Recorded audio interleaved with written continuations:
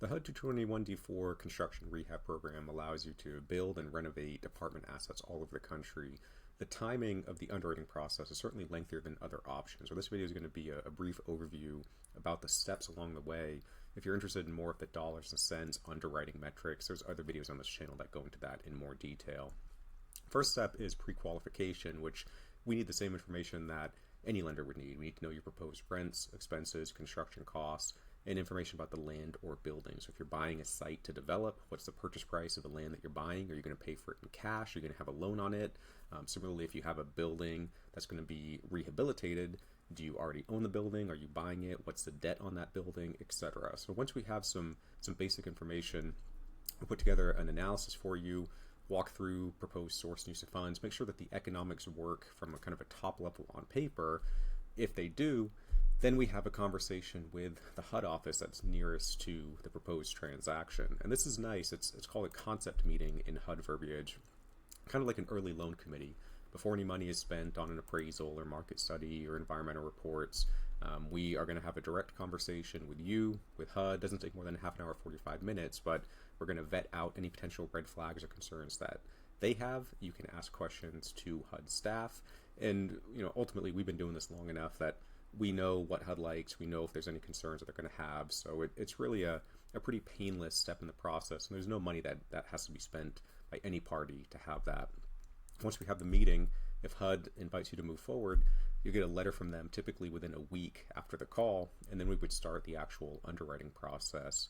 The underwriting process is staggered for most folks that don't have prior HUD experience or who are not getting involved in something like low-income housing tax credits, where we are validating our initial assumptions, stuff that we've worked on in the pre-qualification, with an appraisal, with a market study, making sure that there's no environmental issues. So the pre-application, the first formal step of underwriting, is really to validate all of these numbers. If the numbers make sense, we would submit a more formal package to HUD. HUD then has approximately 60 days or so to review. Then we move into the firm application process. The firm application after the pre-application is more centered on construction. So it's finalizing construction pricing from your general contractor, getting the plans and specs completed so that they can be reviewed by an independent third party to make sure everything is code compliant and whatnot. Once we submit this second application, the firm application, to HUD to review, they would issue what they call a firm commitment. That's kind of like the Willy Wonka golden ticket. That's the approval to close on the loan. Then we would arrange for locking of the interest rate and coordinating closing. Realistically, for your first go around for HUD, you're probably looking at somewhere between 8 to 10 months, I'd say, for everything from beginning to end. Could be a little bit faster, could be a little bit longer.